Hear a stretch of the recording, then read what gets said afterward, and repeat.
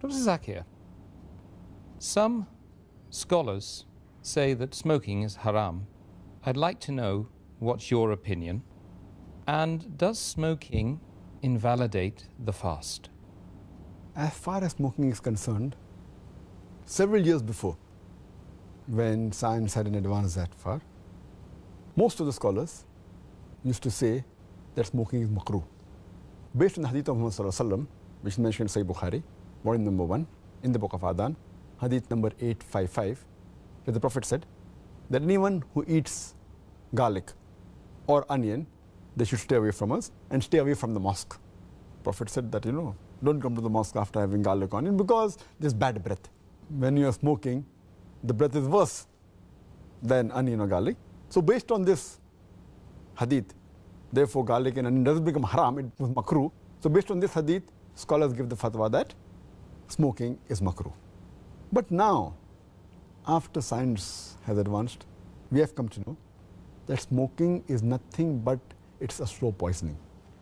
Tobacco in any form, whether smoking, cigarettes, whether bidi, whether tobacco and hookah, whether chewing tobacco, all forms of tobacco contain nicotine and tar. And we know it's nothing but slow poisoning. That is the reason most of the non-Muslims also, they agree that smoking is haram. Not only the Muslim world, even the non-Muslim. That is the reason they put a statutory warning on the cigarette packs. They put a statutory warning saying cigarette smoking is injurious to health. Or in some countries, it mentioned general surgeon's warning or surgeon general's warning. Smoking is injurious to health. And anyone gives the ad, whether in newspaper, in the magazine or television, it is compulsory that they have to highlight the statement, smoking is injurious to health. So I'm not talking about the Muslim world, even the non-Muslim world agrees that smoking is nothing but slow poisoning.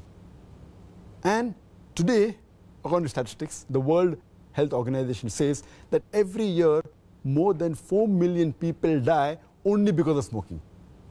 And if you count the other forms of tobacco, it will be much more.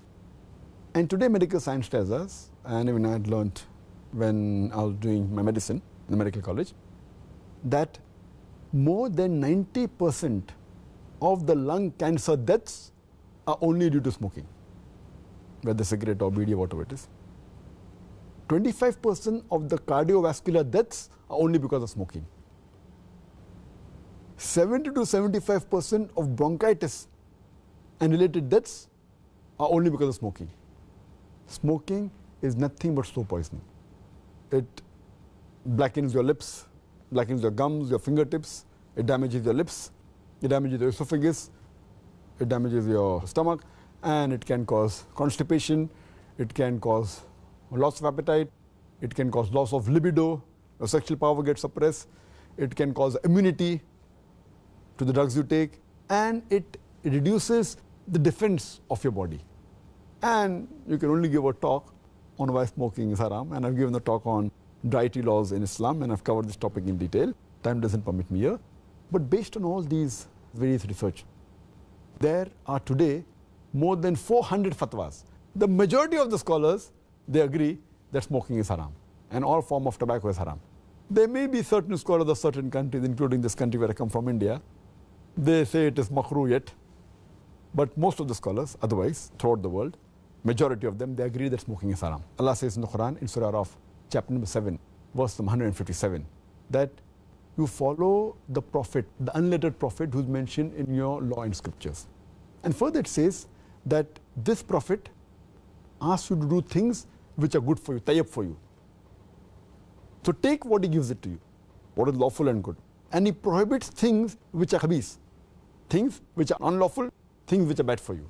So what a prophet gives, what he gives you which is good, take, and he prohibits you things which are khabith, unlawful, you have to abstain from it. This is the law. And Allah says in the Quran, in Surah Baqarah, chapter number 2, verse number 195, make not your own hands the cause of your own destruction, indicating that do not kill your own self. Because smoking is nothing but slow poisoning, it comes under this category, something like suicide. Slow poisoning, every puff you take, you reduce your life. So based on this, there are more than 400 fatwas saying that smoking is haram. And furthermore, this is one of the major reasons why it's haram. Furthermore, Allah says in the Quran, in Surah Araf, chapter number 7, verse number 31, eat and drink, but do not be extravagant. Allah says in Surah Isra, chapter number 17, verse number 27, that do not be extravagant, do not be a spendthrift. For verily, a person who is a spendthrift is a brother of the Satan, is a brother of the devil.